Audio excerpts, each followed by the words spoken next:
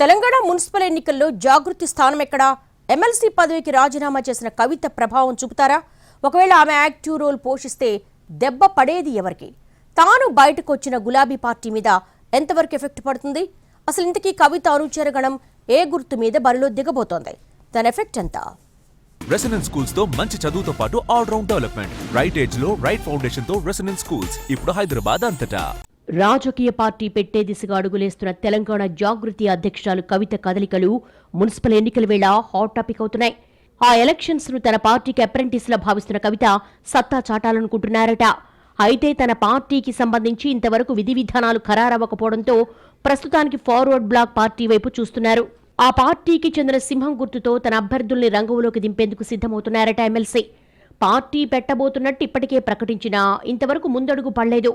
ఇంతలోనే మున్సిపల్ ఎన్నికలు రావడంతో ఈ ఛాన్స్ మిస్ అవ్వకూడదన్నది ఆమె ఆలోచనగా తెలుస్తోంది. ఈ క్రమంలోనే All India Forward Bloc Telangana రాష్ట్ర నాయకులతో భేటీ అయి కీలక నిర్ణయం తీసుకున్నారు Kavitha. All India Forward Bloc తో అధికారికంగా పొత్తు పెట్టుకోబోతున్నామని, ఇది ఎన్నికల కూటమి మాత్రమే కాదని భవిష్యత్తులో కూడా కలిసి పనిచేయాలని నిర్ణయించుకున్నామని చెప్పారామె. మున్సిపల్ ఎన్నికల్లో సత్తా చాటేలా ఉమ్మడి వ్యూహాలు రూపొందించుకోబోతున్నామని కూడా క్లారిటీ ఇచ్చేశారు. తెలంగాణ జాగృతి ఇప్పటి వరకు సాంస్కృతిక సామాజిక సంస్థగా ఉంది. కానీ ఈసారి ఎన్నికల బరిలో దిగడం ద్వారా తన రాజకీయ బలాన్ని కూడా చాటాలనుకుంటున్నారట కవిత. అందుకే ఇప్పటికే రాష్ట్రంలో కాస్తో కూస్తో పరిచయం ఉన్న సింహం గుర్తును ఎంచుకున్నట్టుగా తెలుస్తోంది. గతంలో కొందరు అభ్యర్థులు ఫార్వర్డ్ బ్లాక్ సింహం గుర్తు మీద పోటీ చేసి ఉన్నందున సింబల్ తేలిగ్గా రీచ్ అవుతుందని, తమ అభ్యర్థులకు ప్లస్ అవుతుందని ఎమ్మెల్సీ లెక్కలేసుకుంటున్నట్టుగా తెలిసిందే. ఇటీవలి కాలంలో ఎన్నికల వ్యూహకర్త ప్రశాంత్ కిషోర్ తో కూడా సమావేశమయ్యారట కవిత. ఆ సందర్భంగానే రాజకీయ పార్టీ ఏర్పాటుకు సంబంధించిన విధి విధానాలు, ప్రచార వ్యూహాలపై చర్చించినట్టుగా తెలిసిందే.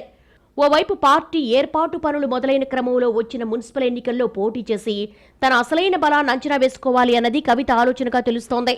అందుకు ఫార్వర్డ్ బ్లాక్ సింహం తనకు ప్లస్ అవుతుందని భావిస్తున్నారట. ఇక్కడే సరికొత్త రాజకీయ చర్చ మొదలైంది. మొదటి నుంచి బీఆర్ఎస్ నేతగా బలమైన ముద్ర ఉన్న కవిత మున్సిపల్ ఎన్నికల బరిలోకి రావడంతో ఆ ప్రభావం కారు పార్టీ మీద ఎంతవరకు ఉంటుందన్న డిస్కషన్స్ నడుస్తున్నాయి. కేసీఆర్ కుటుంబ సభ్యురాలిగా, మహిళా నాయకత్వానికి ప్రతీకగా ఆమెకు బీఆర్ఎస్ తో ప్రత్యేకమైన గుర్తింపు ఉండేది. ఈ క్రమంలోనే తనకంటూ ఓ వర్గం ఏర్పాటైంది. ఇప్పుడు మున్సిపల్ ఎన్నికల్లో ఆమె నేరుగా ప్రజల మధ్యకు వెళ్లి ప్రచారం చేస్తే బీఆర్ఎస్ క్యాడర్ ఎంతో కొంత ఇటువైపు చూసే అవకాశం లేకపోలేదు అన్న విశ్లేషణలు పెరుగుతున్నాయి. ముఖ్యంగా పట్టణ ప్రాంతాల్లో బీఆర్ఎస్ ఓటు బ్యాంకు మీద కవిత ప్రచార ప్రభావం ఉండవచ్చంటున్నారు. మహిళలు, యువతలో ఆమెకున్న మద్దతు స్థానిక ఎన్నికల్లో ఓట్లుగా మారొచ్చన్న లెక్కలు కూడా ఉన్నాయి. ఇటీవల ఆమె చేపట్టిన జాగృతి జనంబాట కార్యక్రమం విజయవంతమవడమే అందుకు ఉదాహరణ అంటున్నారు కొందరు. అదే సమయంలో ఆ ఆదరణ మొత్తం పోలింగ్ బూత్ లో కనిపిస్తుందా? బీఆర్ఎస్ ను కాదని బయటకొచ్చిన కవిత మాటల్ని ఎంతవరకు నమ్ముతారన్న ప్రశ్నలు సైతం ఉన్నాయి కొందరిలో. అటు కాంగ్రెస్, బీజేపీ కూడా కుటుంబ రాజకీయాలనే అంశాన్ని మళ్లీ ప్రజల ముందుకు తెచ్చే అవకాశం ఉందని అభిప్రాయపడుతున్నారు విశ్లేషకులు.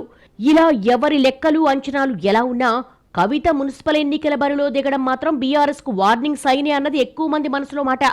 గులాబీ పార్టీలోని ఓ వర్గాన్ని దగ్గరకు తీయడం, మహిళా ఓటర్లను ఆకట్టుకోవడం లాంటివి సంప్రదాయ కారు ఓటర్ల మీద ప్రభావం చూపొచ్చంటున్నారు.